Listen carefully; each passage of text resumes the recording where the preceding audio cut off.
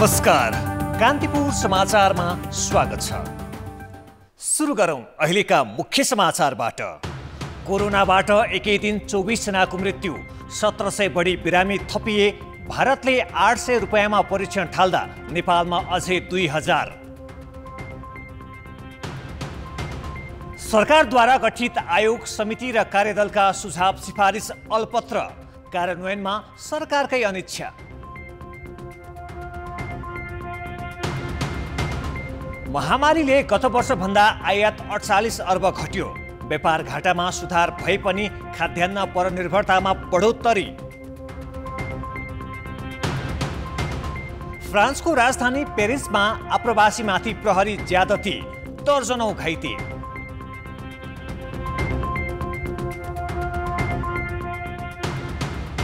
र च्याम्पियन्स लिगमा समूह चरणका 8 खेल आज। बार्सिलोना, युभेन्टस र चेल्सीको नकआउट चरणमा पुग्ने लक्ष्य।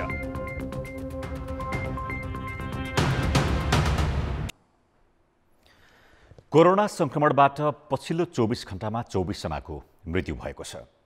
यो सँगै मृत्यु हुनेको संख्या 1361 पुगेको छ। यस्तै 10,843 जनामा गरिएको पीसीआर परीक्षणमा 1790 जना नयाँ संक्रमित थपिएका छन्। तीमध्ये 947 जना काठमाडौँ उपत्यकाका हुन्। संक्रमितको संख्या 2,24,078 पुगेको छ। तीमध्ये 2,04,858 जना निको भएका छन्। संक्रमित भएका मध्ये 91% निको भएको स्वास्थ्य मन्त्रालयले जनाएको छ। हाल 17,859 जना सक्रिय संक्रमित छन्। सर्वोच्च अदालतले कोरोना उपचार पूर्ण रूपमा निशुल्क गर्नु भने पनि सरकारले अनेक छिद्र निकाल्दै पैसा असुलिरहेको छ। त्यसमाथि परीक्षण शुल्क न्यूनतम नै 2000 रुपियाँ तोकिएको छ। त्यसैले पनि संक्रमणका लक्षण देखिँदा समेत परीक्षण गर्नेहरूको संख्या घट्दै गइरहेको छ। जबकि छिमेकी भारतमै 800 रुपियाँमै पीसीआर परीक्षण सुरु भइसकेको छ। हामी कहाँ सरकारले नै कोरोना परीक्षणको शुल्क 2000 रुपियाँ तोकेको छ। सुरुमा 5500 र त्यसपछि 4400 हुँदै अहिले 2000 मा झारिएको हो। जबकि छिमेकी भारतमा भारु 500 अर्थात् नेपाली 800 रुपियाँमै कोरोना परीक्षण सुरु भएको छ। त्यो पनि 6 घण्टामै नतिजा दिने गरी। सुरुको समयमा विश्वभर किट तथा अन्य उपकरणको अभाव थियो भने मूल्य पनि महँगो। तर अहिले सर्वसुलभ र सस्तो हुँदा समेत 2.5 महिना अघि निर्धारण भएको मूल्यमा कुनै हेरफेर गरिएको छैन। मन्त्रालयले यसप्रति वास्ता समेत गरेको देखिँदैन। यसमा हाम्रो सम्बन्धित विज्ञ निकाय, राष्ट्रिय जनस्वास्थ्य प्रयोगशाला, व्यवस्थापन महाशाखा जसले सामग्रीहरूको जोहो गर्ने हुन्छ, त्यहाँ रहनुभएका विज्ञहरूको टोलीहरूले चाहिँ यसमा पुनरावलोकन गर्नुपर्छ, पुनरावलोकन गरेर यसमा अगाडि बढ्नुपर्छ भन्ने कुराहरू उहाँहरूबाट राय प्रतिक्रियाहरू आयो, सुझाव आयो भने मन्त्रालयले निर्णय गरेर त्यसमा सार्वजनिक नै गर्छ, सबैलाई सुसूचित गर्छ। अहिले पछिल्लो चरणमा त्यस किसिमको मूल्य तल लैजाने कि मूल्य माथि लैजाने कि भन्ने सन्दर्भमा कुनै रायहरू आएको छैन। हुन त सर्वोच्च अदालतले कोरोनाको सम्पूर्ण उपचार निशुल्क गर्न आदेश दिएको छ। लक्षण देखिएकाहरूको त निशुल्क नै परीक्षण र उपचार हुन्छ। तर निशुल्कको मापदण्ड धेरै झन्झटिलो र सहज पहुँचमा नभएकाले सहजै सबैले परीक्षण गर्न पाएका छैनन्। त्यसमाथि प्रति व्यक्ति 2000 रुपियाँ बुझाउनु परेपछि सामान्य लक्षण देखिएकाहरू र संक्रमितको सम्पर्कमा आएकाहरूले समेत परीक्षण गर्न छाडेका छन्। त्यसको असर संक्रमणको दरमा देखिएको छ। यस्तो छ, यो 2000 भनेको चाहिँ सक्ने व्यक्तिको लागि यो केही पनि होइन। तपाईहरूले देखिरहेको छ 5500 तिर्दाखेरि हरेक व्यक्तिले चाहिँ हरेक हप्तामा गएर ठुल्ठुला अस्पतालमा उहाँले टेस्ट गरिराख्नु भएको छ। अहिले 2000 घटिरहेको छ। तर अहिले बजार मूल्य चाहिँ कम्पेरिटिभली कम भएकोलाई यो शुल्क चाहिँ अलिकति केही घटाउनु पर्छ ताकि सर्वसाधारण मिडल इन्कम भएका व्यक्तिहरूले पनि यसलाई चाहिँ उहाँले चाहिँ एफोर्ड गर्न सकोस् भन्ने हिसाबले चाहिँ अबको समयमा यो चाहिँ मूल्य चाहिँ समायोजन गर्नुपर्छ जस्तो लाग्छ। मास्क समेत किन्न धौधौ पर्ने वर्गका मानिसलाई परीक्षणको झन्झटिलो मापदण्ड र मूल्यले परीक्षणकै दायराबाट बाहिर धकेलिरहेको छ। त्यसैले परीक्षण शुल्क तत्काल घटाउने पहल आवश्यक भइसकेको छ। कान्तिपुर समाचारका लागि कृपाल गौतम, काठमाडौँ। कोरोना जोखिमकै बीच कक्षा 12 को परीक्षा आजदेखि सुरु भएको छ। भौतिक दूरी र स्वास्थ्य सावधानी सहित परीक्षा लिन सुरु भए पनि कतिपय केन्द्रहरूमा सरकारले तोकेको मापदण्ड पालना भएको छैन। यसले संक्रमणको जोखिम बढाएको छ। वैशाखका लागि तय भएको 12 कक्षाको परीक्षा लकडाउनले गर्दा 8 महिनापछि मङ्गलबारबाट सुरु भएको छ। परीक्षामा 4105 केन्द्रमा 4,32,000 विद्यार्थी सहभागी छन्। कोरोना जोखिमका कारण स्वास्थ्य मापदण्ड कक्षामा कम्तीमा 2 मिटरको दूरी र बढीमा 20 जना मात्र परीक्षार्थी रहने व्यवस्था गर्न भनिएको छ। तर कतिपय केन्द्रमा पर्याप्त सावधानी अपनाइएको छैन। त्यसमाथि सङ्क्रमण बढिरहेकै बेला परीक्षा दिनुपर्दा विद्यार्थी पनि त्रसित देखिन्छन्। होइन तर यतिकै नै डर लागिहाल्छ नि होइन, यति दिनदेखि घरभित्र बसेको अब डर लाग्छ जस्तो भयो नि। अब डर त त्यही हेल्थको नै हो होइन। अब एक्जामको लागि त्यत्रो टाइम पनि थियो हामीसँग, एक्जामको चाहिँ डर छैन, अब डर भनेर चाहिँ आफ्नै हेल्थको। एउटा कुनामा एकजना विद्यार्थीको दरले राख्ने भन्ने किसिमले हामीले दुईटा कुनालाई छुट्याएर एउटा बेचमा 2 जना विद्यार्थीहरू राखेर हामी परीक्षा सञ्चालन गरेका छौँ। र पहिला जसरी गर्थ्यौँ हामीले यो वर्षमा त्यही किसिमले गएको छ। अब कोभिड-19को त्रास भए पनि परीक्षाभित्र परीक्षार्थीहरूमा त्यस्तो किसिमको त्रास देखिएन र उनीहरू आरामसँग र आरामदायी रूपमा परीक्षामा सहभागी भएका छन्। कोरोना महामारीको समयमा परीक्षा नभएको र विद्यार्थीले पर्याप्त तयारी गर्न नपाएको भन्दै परीक्षा बोर्डले पाठ्यक्रम घटाएर परीक्षा लिएको हो। अर्थात् 40% अङ्कभारको मात्रै परीक्षा लिइँदैछ। त्यसमा 20% विद्यालयको आन्तरिक मूल्याङ्कन र 40% कक्षा 11को बोर्ड परीक्षाको नतिजा जोडेर पूर्णाङ्क 100% कायम हुनेछ। अहिलेसम्म हेर्दा असाध्यै उत्साहजनक स्वास्थ्य हेल्थ प्रोटोकल पालना गरेर विद्यार्थीहरू परीक्षामा सहभागी भएको पाइयो। कहीँ पनि त्यस्तो विद्यार्थीहरू छुटेका एकाध विद्यार्थीहरू जस्तो कोभिड लागेका बाहेक अरू विद्यार्थीहरू सबै परीक्षामा सहभागी हुनुभएको छ। हामीले फेरि अर्को पनि के व्यवस्था गरेका थियौँ भने जस्तो काठमाडौँबाट विद्यार्थीहरू बाहिर गएका त्यस्तै 16-17 हजार विद्यार्थीहरूलाई आफ्नै गाउँठाउँबाट परीक्षा दिने व्यवस्था पनि गरेका थियौँ। यसले गर्दा विद्यार्थीहरूलाई गाउँमा गएका विद्यार्थीहरूलाई आफ्नै नजिकको विद्यालयमा परीक्षा दिने वातावरण सिर्जना भएको हुनाले विद्यार्थीहरू अझ खुसी पनि भएको हामीले अनुभव गरेका छौँ।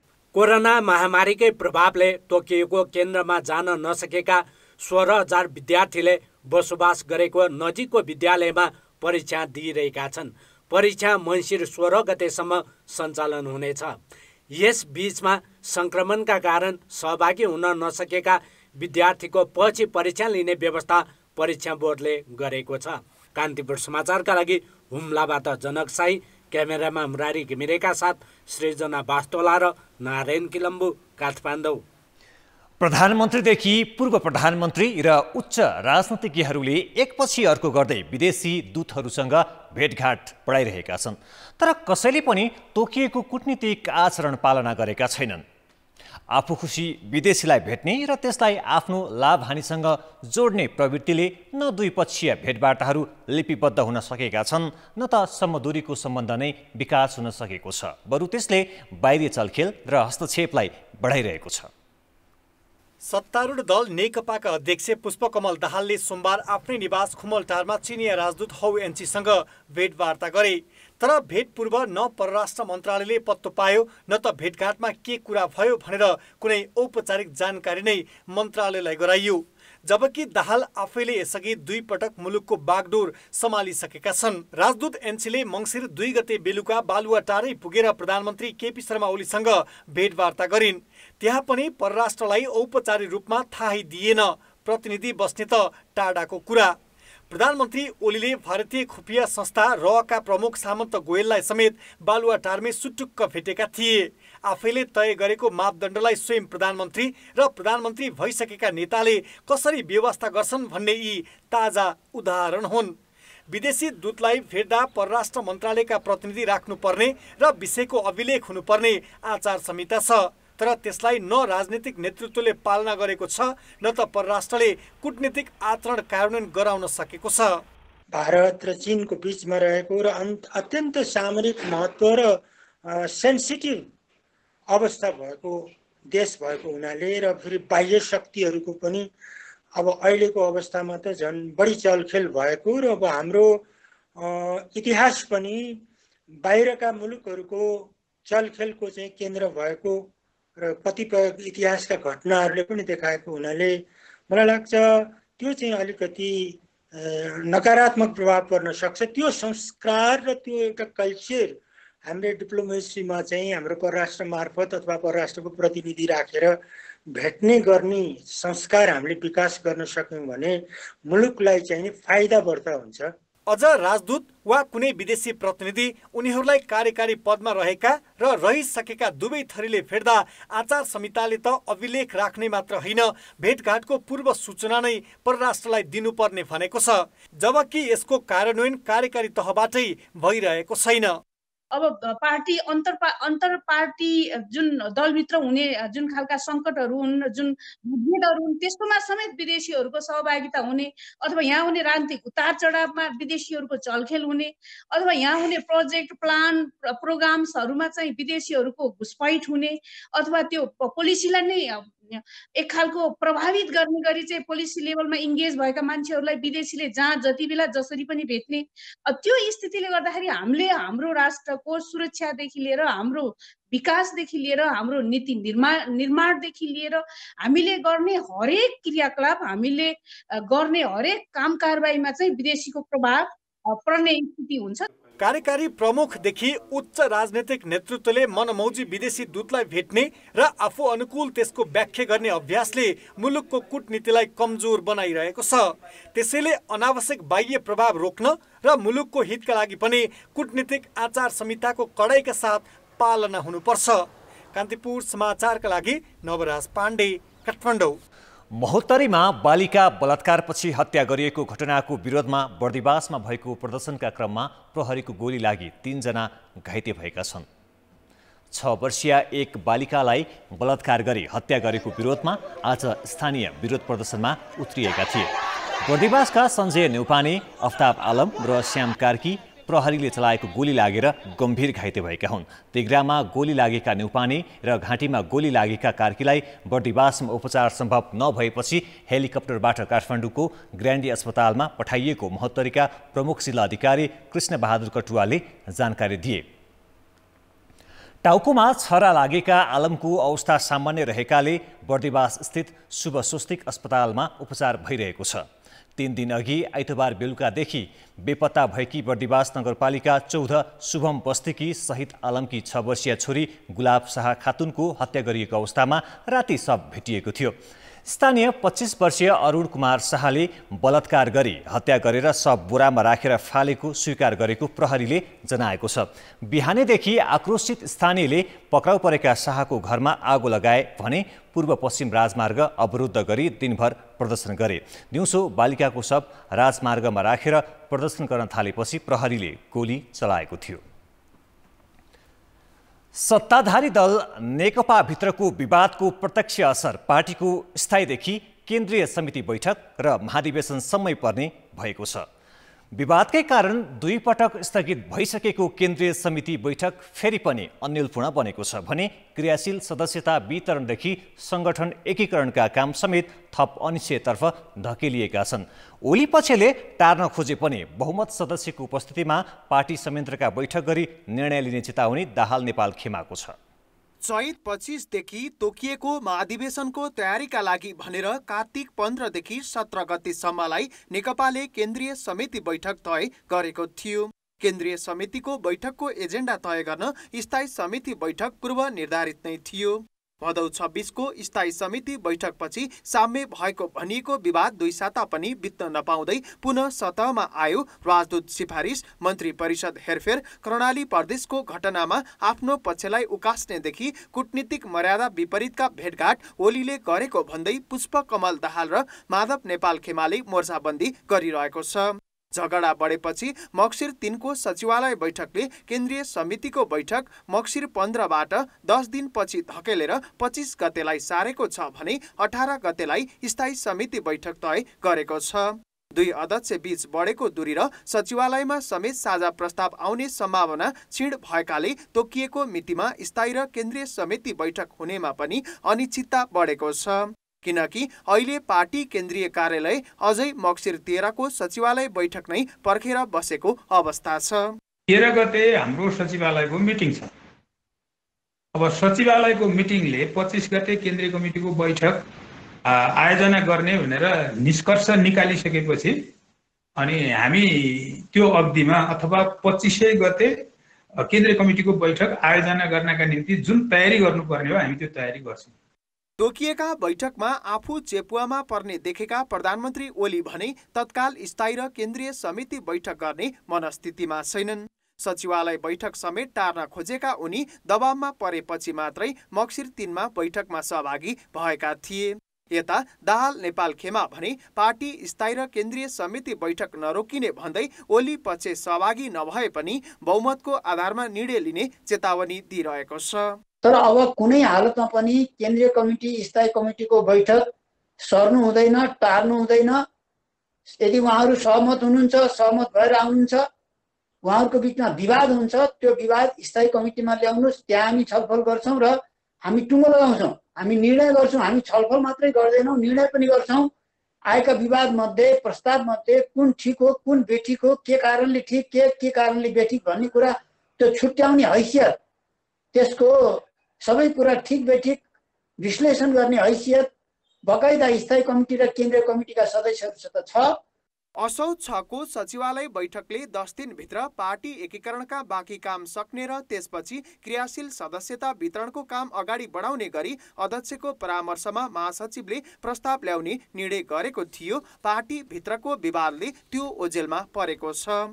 पार्टी विभागलाई पूर्णता दिने र जनवर्गीय संगठन एकीकरण गर्ने काम पनि थाती नै रहेकाले चैतमा तोकिएको महाधिवेशन समेत अनिश्चित हुन पुगेको छ।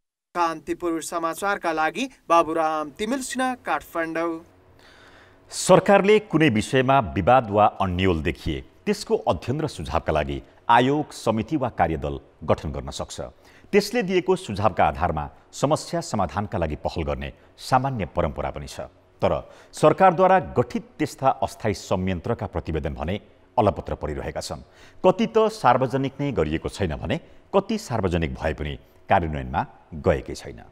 वनबाट पुराना रुख झिक्ने, नयाँ हुर्काउँदै जाने र आर्थिक समृद्धिमा वन स्रोतलाई प्रयोग गर्ने भनेर ल्याएको वैज्ञानिक वन व्यवस्थापन कार्यक्रम असफल भएको र समुदायले समेत आपत्ति जनाएपछि समस्या अध्ययन गर्न 5 सदस्यीय समिति गठन गरियो। वर्षको सुरुताका समितिले काठ व्यापारी, कर्मचारी र अगुवाहरूकै मिलेमतोमा वन फडानी भएको र कारोबार पारदर्शी नभएको भन्दै कार्यक्रम नै खारेज गर्न सुझाव दियो।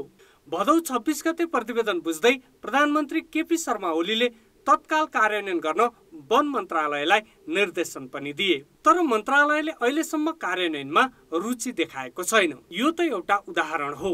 यस्ता कैयौं समिति, आयोग र कार्यदलका प्रतिवेदन छन् जसलाई सरकारले कार्यान्वयन गर्नुको साटो थन्काउँदै आएको छ। जस्तो शिक्षा मन्त्री गिरिराजमणि पोखरेलको संयोजकत्वको उच्च स्तरीय शिक्षा आयोगले निजी विद्यालयलाई 10 वर्षभित्र गैर नाफामूलक बनाउने गरी तत्काल कार्यक्रम बनाएर अगाडि बढ्नुपर्ने सुझाव अघिल्लो वर्ष माघमै बुझाएको थियो।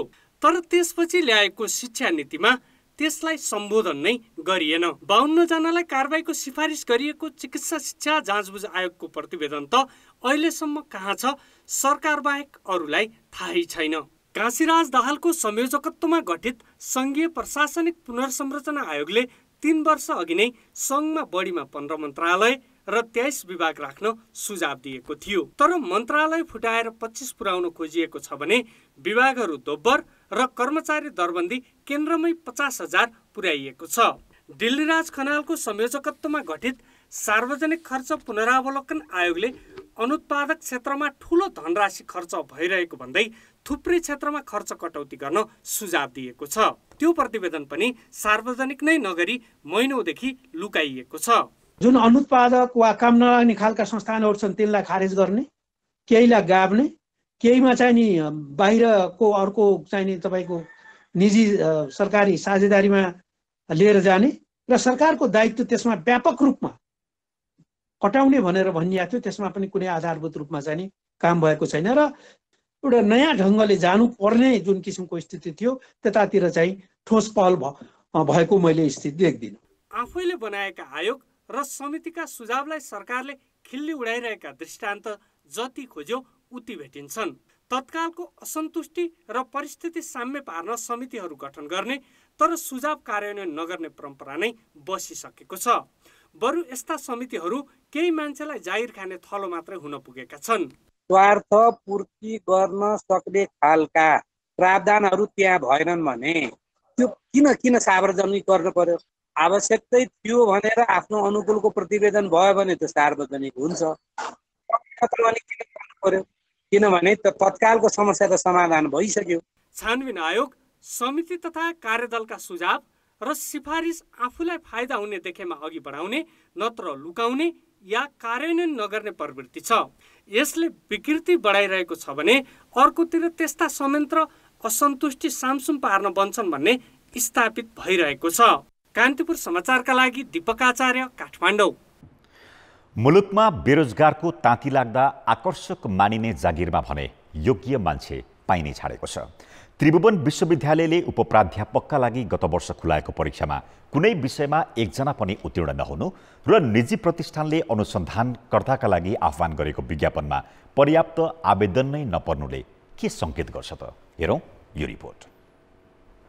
त्रिभुवन विश्वविद्यालय सेवा आयोगले गत वर्ष 160 विषयका लागि उपप्राध्यापक छनौट गर्न विज्ञापन खोलेको थियो। तर कार्तिक 26 गते सार्वजनिक भएको नतिजा आश्चर्यजनक छ। जस्तो 16 जना माग गरिएको कम्प्युटर विज्ञानमा 12 जना मात्र सहभागी भएकोमा कोही पनि उत्तीर्ण हुन सकेनन्। जनप्रशासन, सामाजिक, गणित, अर्थशास्त्र, मनोविज्ञान र बायोकेमिस्ट्री विषयमा कसैले नाम निकालेनन्। यस्तै व्यवस्थापन, कानुन, सूचना प्रविधि, रसायनशास्त्र, सिभिल इन्जिनियर, न्युरोसर्जरी लगायतका विषयमा माग सङ्ख्याको आधा पनि उत्तीर्ण भएनन्, किनकि न्यून सङ्ख्यामा मात्रै आवेदक परीक्षामा सहभागी थिए। त्रिवीको उपप्राध्यापक जस्तो आकर्षक सेवाका लागि समेत रुचि नदेखिनु अनौठो मात्र होइन, चिन्ताको विषय पनि हो। अर्कोतिर सरकारी थिङ्क ट्याङ्क संस्था नीति अनुसन्धान प्रतिष्ठानले कार्तिक 1 गते 6 अनुसन्धानकर्ता र 2 सह अनुसन्धानकर्ताको विज्ञापन खुलाउँदा 74 जना इच्छुक देखिए पनि योग्य आवेदन नै परेन। त्यसैले त्यो सूचना रद्द गरेर प्रतिष्ठानले पुनः विज्ञापन गरेको छ। एउटा चाहिँ नेपालमा अत्यन्त विशिष्ट खालको अनुसन्धानको जनशक्तिको कस्तो रहेछ अवस्था भन्ने हामीलाई एउटा बुझ्ने अवसर पनि भयो के यो चाहिँ। र हाम्रा रिसर्चहरू, हाम्रा अनुसन्धानकर्ताहरू कतिसम्म अन्तर्राष्ट्रिय स्तरमा आफ्नो अनुसन्धानलाई पुर्याउन सकेका रहेछन् भन्ने बुझ्ने अवसर पनि हो। यी अनुसन्धानकर्ताहरूलाई अनुसन्धान संस्थाहरूमा ठाउँ दिने अभ्यास जबसम्म सुरु हुँदैन त्यति बेलासम्म यो अनुसन्धानको गुणस्तर बढ्नलाई गाह्रो छ। त्रिवी र नीति प्रतिष्ठानका ताजा उदाहरणले कि त प्राज्ञिक सेवामा योग्य मान्छे इच्छुक नरहेको वा हाम्रो शिक्षा प्रणाली नै त्यस्तो जनशक्ति पैदा गर्न असक्षम रहेको देखाउँछ। एउटा त्यहाँ चाहिँ अब योग्यता चाहिँ जुन चाहिँ त्यहाँ माग गरेको हो त्यो अनुसार चाहिँ मतलब चाहिँ नहुन पनि सक्छ। अर्को दोस्रो कारण के हो भने चाहिँ त्यहाँ चाहिँ अहिले चाहिँ सामान्यतया अब नेपालमा यो चाहिँ मतलब चाहिँ केही हुँदैन भन्ने किसिमको चाहिँ विदेशमा चाहिँ जाने चाहिँ चलन चाहिँ छ ती कारणहरूले। अनि अर्को कुरा के हो भने तपाईँले जुन चाहिँ अहिले चाहिँ यो चाहिँ शिक्षाको गुणस्तरै नभएको हो कि भन्ने हिसाबमा चाहिँ जुन जुन ठाउँमा जुन किसिमको स्किल चाहिँ हुनुपर्ने चाहिँ थियो त्यो स्किल अनुसार हामीले चाहिँ शिक्षा चाहिँ दिनुपर्ने चाहिँ थियो, त्यो नभएर पनि चाहिँ हुनसक्छ। कोरोना महामारीले अहिले बेरोजगारी झन बढेको छ। तर रोजगारी खुल्दा आवेदन नपर्नु वा माग अनुसारको परीक्षार्थी उत्तीर्ण नहुनुले शिक्षाको खसखदो गुणस्तर र प्राज्ञिक क्षेत्रमा राजनीतिक हस्तक्षेपको अवसरलाई छत्ताछुल्ल पारेको छ। कान्तिपुर समाचारका लागि क्यामेरामा पशुपति बुढाथोकीका साथ अञ्जना लामिछाने, काठमाडौँ।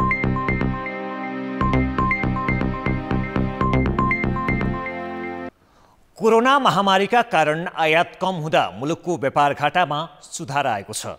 गत वर्षको तुलनामा 12.69%ले व्यापार घाटा कम भएको देखिएको छ। खास गरी निर्माणमा प्रयोग हुने यान्त्रिक उपकरण, पेट्रोलियम र तयारी कपडाको आयातमा कमी आउँदा व्यापार घाटा कम देखिएको हो।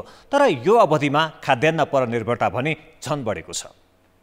संक्रमणका कारण मुलुकको अर्थतन्त्र शिथिल अवस्थामै छ। जनजीवन अझैसम्म सहज हुन सकेको छैन। उद्योग धन्दा सुस्त हुँदा रोजगारी गुमाउनेदेखि निर्माणको काम ठप्प जस्तै छ। अत्यावश्यक बाहेक अन्य वस्तुको खपतमा कमी आउँदा व्यापार घाटामा भने सुधार देखिएको छ। भन्सार विभागका अनुसार गत वर्षको तुलनामा आयात 10.62%ले कमी आएको छ। गत वर्षको कार्तिक मसान्तसम्म 4 खर्ब 50 अर्बको आयात भएकोमा यो वर्ष 4 खर्ब 2 अर्बको मात्रै सामान आयात भएको छ। निर्याततर्फ भने 36 अर्बबाट बढेर 40 अर्ब पुग्दा 10.81%ले वृद्धि भएको छ। आयातमा आएको कमी र निर्यातमा भएको वृद्धिका कारण समग्र व्यापार घाटा 12.49%ले कम भएको छ। इम्पोर्ट करिब 11%ले घटेको छ र सोही अवधिमा एक्सपोर्ट चाहिँ निर्यात चाहिँ 11% हाराहारीमा वृद्धि भएको छ। यो हिसाबले इम्पोर्ट चाहिँ 11%ले घट्ने र एक्सपोर्ट चाहिँ 11%ले बढ्नु भनेको झन्डै 20% को हाराहारीमा चाहिँ ट्रेड ग्याप चाहिँ घटेको छ। ट्रेड ग्याप साँगुरो भएको छ।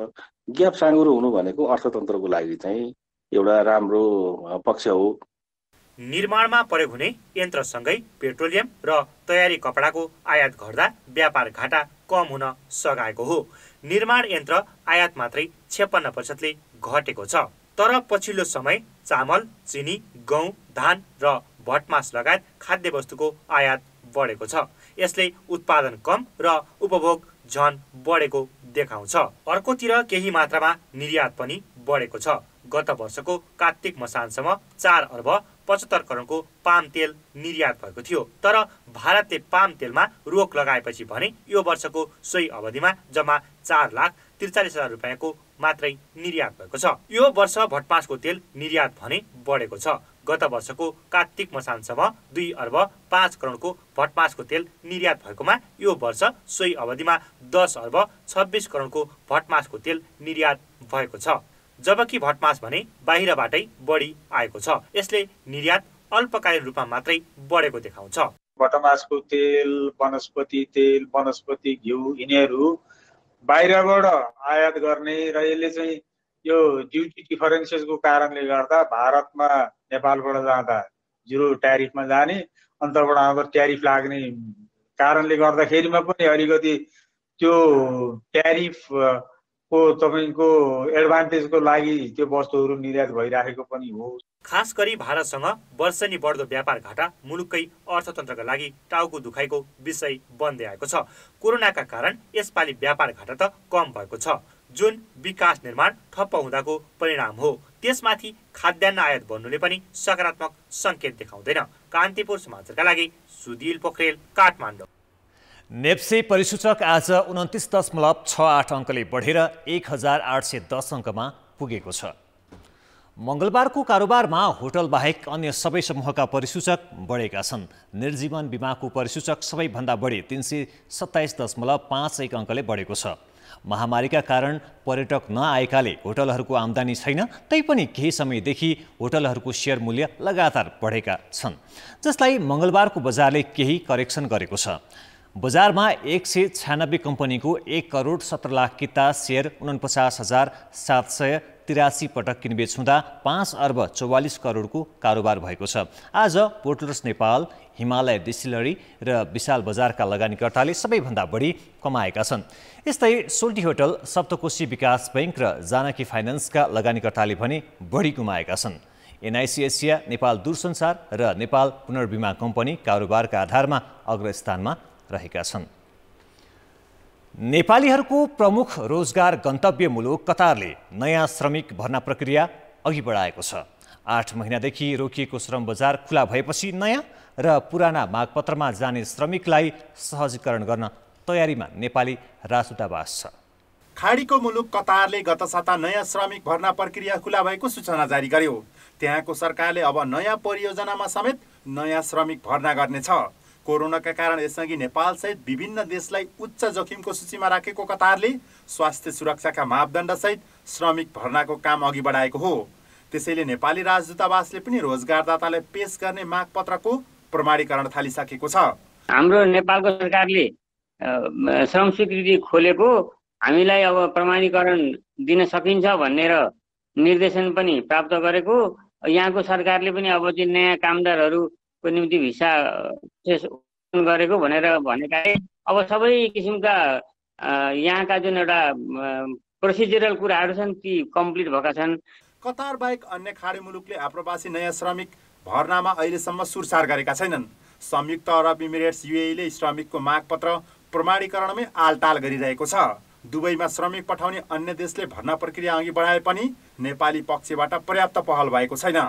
पुरानै मागपत्र रहेको भन्दै नयाँ प्रमाणीकरणमा राजदूतावासले नै आलटाल गरेको आरोप व्यवसायीले लगाएका छन्।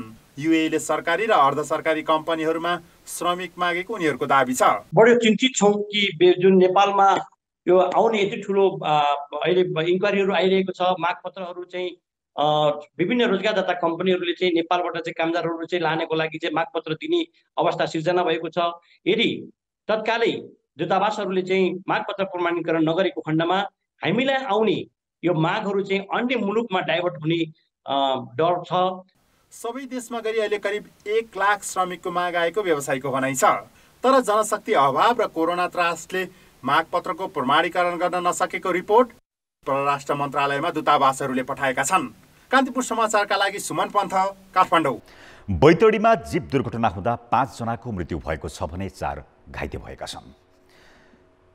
जुलाघाटबाट सदरमुकाम गोठालापानी आउँदै गरेको जीप दशरथचन्द नगरपालिकाको बुड्डा भन्ने स्थानमा आज दिउँसो दुर्घटना भएको प्रहरीले जनाएको छ।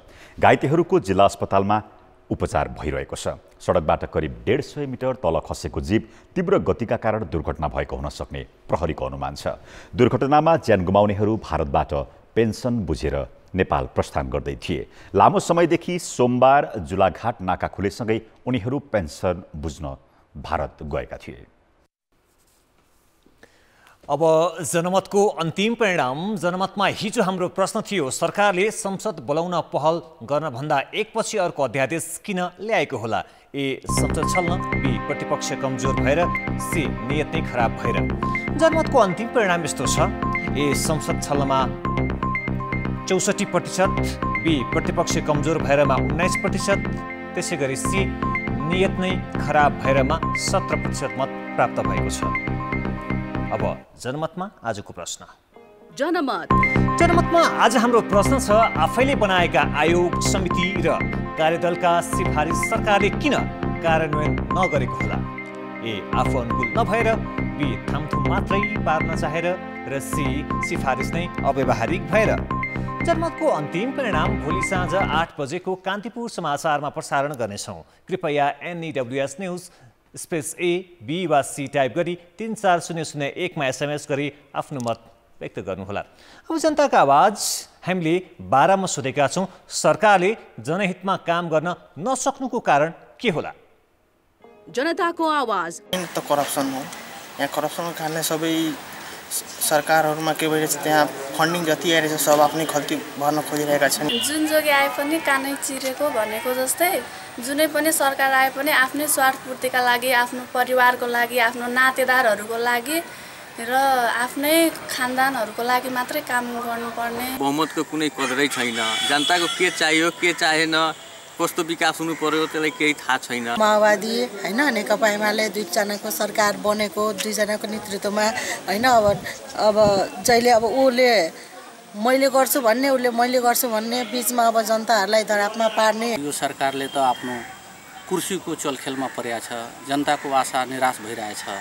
जनताले सोचेको काम एउटा पनि गरेका छैन। व्यक्तिगत उनीहरूलाई केही कुराहरूको सेवा सुविधा भयो भने एकै लाइनमा, एकै शब्दमा सबैजनाले संसद भवनमा टक्क के भन्छ भने ताली बजाएर, ताली पड्काएर पास गर्ने र जनताको अनुभूतिको, जनताको विकासको कुराहरू, देशको विकासको कुराहरू भयो भने एकअर्काले खुट्टा तान्ने, एकअर्काले के भन्छ भने दोषारोपण गर्ने। पार्टीगत विवाद, त्यसपछि तपाईँको गाउँमा पावर, जसको लाठी उसैको भैँस, यस्तो गर्नले गर्दा हाम्रो जनहितका कुराहरू सरकारले गर्न सकेको छैन।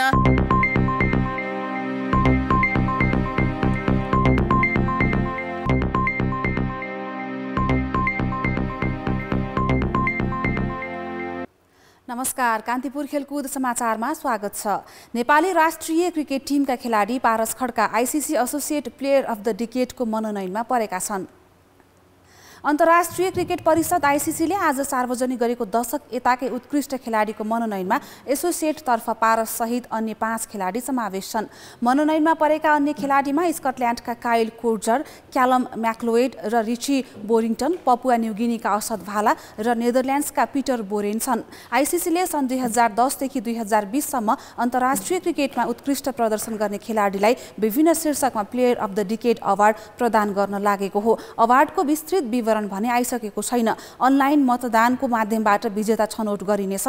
सन् 2004मा राष्ट्रिय टिममा डेब्यू गरेका पारस सर्वाधिक सफल कप्तान हुन्। उनले 2009 देखि 2019 सम्म राष्ट्रिय टिमको कप्तानी सम्हालेका थिए। उनकै नेतृत्वमा नेपालले 2014 को T20 विश्वकप खेलेको थियो। यस्तै नेपालले एक दिवसीय अन्तर्राष्ट्रिय मान्यता प्राप्त गर्दा नेपाल पारसकै कप्तानीमा मैदान उत्रिएको थियो। Very happy and glad that I've been nominated for the ICC Associate Cricketer of the Decade. I think the most important thing here is that Nepal cricket is being represented, and विगतको last 10 वर्षमा जुन खालको achievements हामीले as a cricketing nation पाएको छौं र achieve गरेका छौं, I think it's a result of that.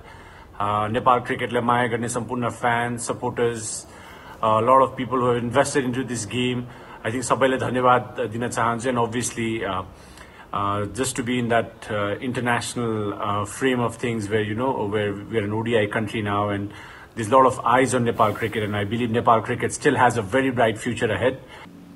आईसीसीले पुरुष र महिलातर्फ player of the decade, test र ODI player of the decade लगायत 10 विधामा अवार्ड प्रदान गर्दैछ।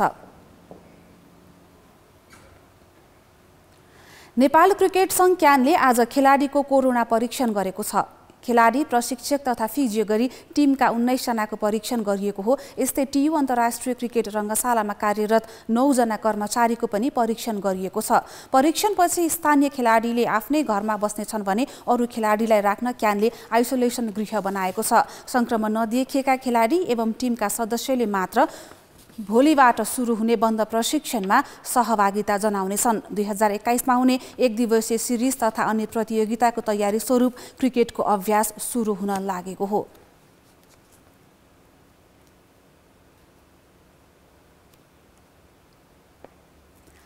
खेलकुदको विकासका लागि सबैभन्दा महत्त्वपूर्ण हुन्छ मैदान। क्रिकेट खेलको विकास र विस्तारका लागि रूपन्देहीको सैना मैनामा स्तरीय क्रिकेट रङ्गशाला निर्माण हुँदैछ। अन्तर्राष्ट्रिय मापदण्डको क्रिकेट प्रतियोगिता र तालिम सञ्चालन गर्ने गरी सैना मैना नगरपालिकाले निर्माण थालेको हो। सैनामैना नगरपालिका 7 लम्टियामा बन्दै गरेको अन्तर्राष्ट्रिय गौतम बुद्ध क्रिकेट रङ्गशाला करिब 14 बिघा क्षेत्रफलमा फैलिएको छ। रङ्गशालामा अहिलेसम्म मैदानको प्रारम्भिक पूर्वाधार निर्माण गरिएको छ। 1 करोड 30 लाख रुपियाँ लागतमा माटो कटिङ, शौचालय, ड्रेसिङ निर्माण, नेचुरल प्याराफिट निर्माण, तारबार लगायतका काम गरिएको हो। 27 किलोमिटरमा त इन्डियाको बोर्डर र 3 वटा नाका पर्छ। त्यसो भएर नेपाली र इन्डियन दर्शकहरू सजिलैसित उपलब्ध हुन सक्ने स्थान यो भएको र काठमाडौँ पछि रूपन्देही जिल्ला क्रिकेटको उर्वर भूमि पनि भएको हुनाले गौतम बुद्ध अन्तर्राष्ट्रिय क्रिकेट रङ्गशाला यो ठाउँमा नै बनाउन जरुरी छ। यो दिगो हुन सक्छ। लुम्बिनीदेखि 14 किलोमिटर उत्तरमा रहेको रङ्गशालामा अन्तर्राष्ट्रिय क्रिकेट प्रतियोगिता र ट्रेनिङ सेन्टरका लागि उपयोग गरिनेछ। रङ्गशाला रातिको समयमा पनि खेल खेल्न सकिने गरी निर्माण गरिनेछ, जसमा 25,000 दर्शक बस्न सक्ने प्याराफिट निर्माण गरिनेछ। रङ्गशाला निर्माणका लागि 2 अर्ब 19 करोड रुपियाँ लाग्ने अनुमान गरिएको छ, जसमा प्रदेश र संघीय सरकारले लगानी गर्ने प्रतिबद्धता जनाएका छन्। जग्गा हामीले यस अन्तर्गत किन्नु परेको छैन।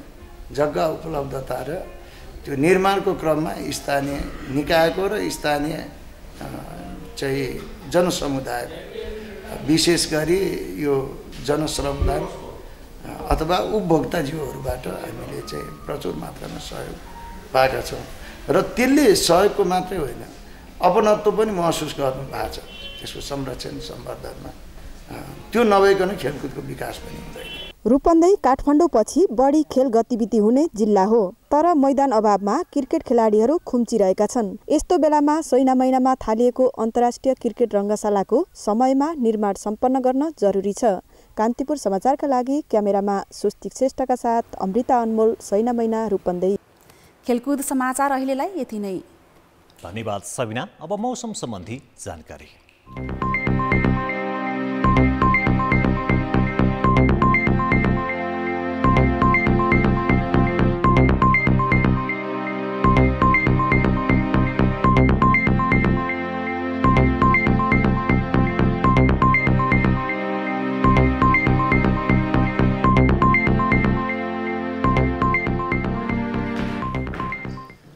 अन्त्यमा मुख्य समाचार फेरि एकपटक।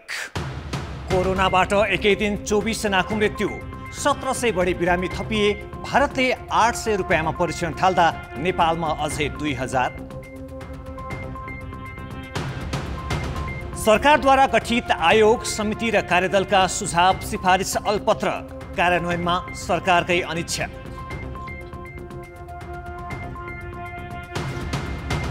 महामारीले गत वर्षभन्दा आयात 48 अर्ब घट्यो। व्यापार घाटामा सुधार भए पनि खाद्यान्न परनिर्भरतामा बढोत्तरी। फ्रान्सको राजधानी पेरिसमा आप्रवासीमाथि प्रहरी ज्यादती, दर्जनौं घाइते।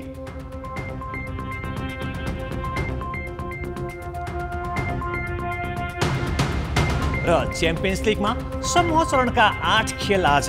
बार्सिलोना, युभेन्टस र चेल्सीको नकआउट चरणमा पुग्ने लक्ष्य।